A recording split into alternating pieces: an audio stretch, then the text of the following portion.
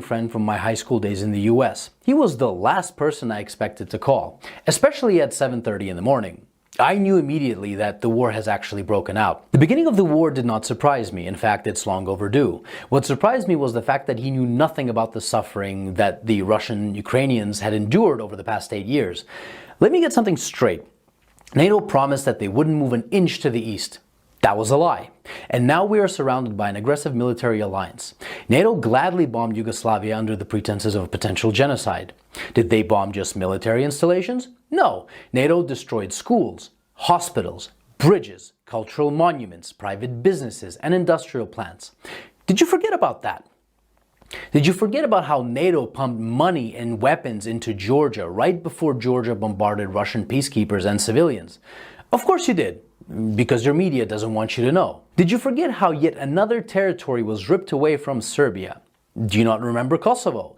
Did you protest then? I bet you didn't, and I bet you didn't even care.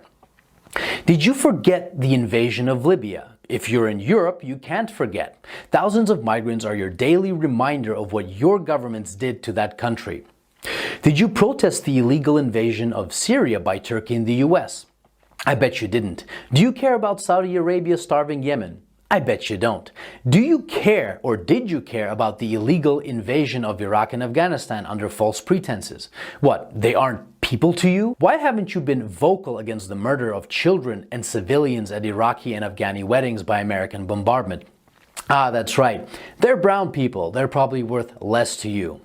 Where were your crocodile tears when Kiev started bombarding Ukrainian Russians in the east simply for doing the exact same thing as the Ukrainians did in the west, was to get rid of a corrupt government? Where were your crocodile tears when Kiev shut off electricity and water to Crimea?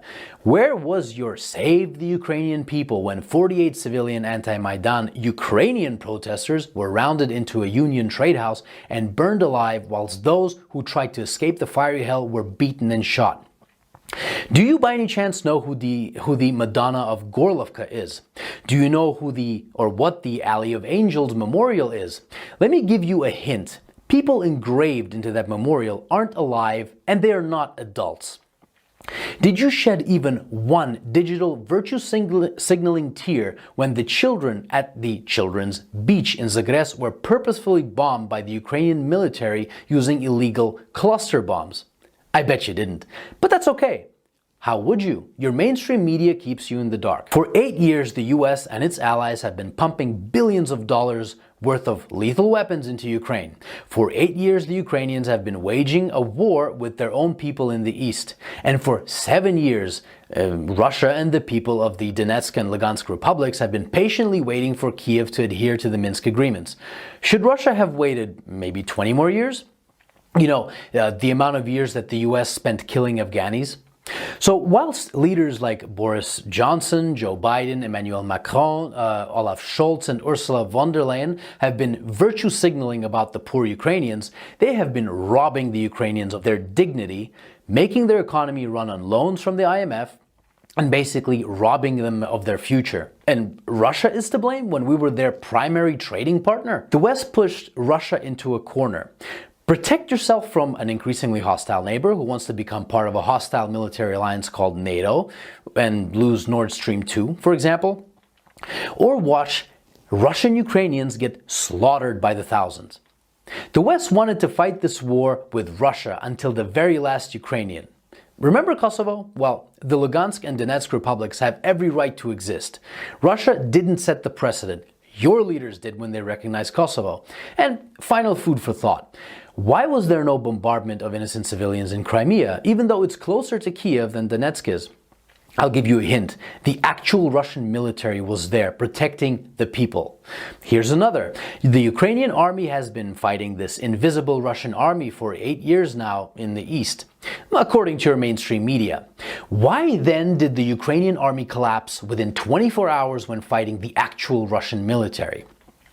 And since it did, what do you think your tax dollars were doing in Ukraine? That's right. Your tax dollars were used by Ukrainians in the West to kill Ukrainians in the East, and you didn't give a flying fuck about it. So if you haven't been following this conflict from day one and now you put the blue and yellow flag on your photo, wipe away your crocodile tears, please, and find out why your governments have been supporting those who have made a Nazi criminal, Stepan Bandera, their national war hero. Don't expect a good result from pushing a bear and a dragon into a corner. And definitely don't be surprised when that bear and that dragon begin pushing back. So if you haven't been crying for the collectively millions of dead Iraqis, Afghanis, Syrians, Libyans, Yugoslavians, and East Ukrainians these past 20 years, but you're crying crocodile tears for Ukrainian military installations, wipe them away and think about what your governments have been doing and what they're still doing. And I hope that this 8-year story of a war started by a criminal Ukrainian government against its own people can finally come to an end, and Ukrainians and Russians can finally live in peace.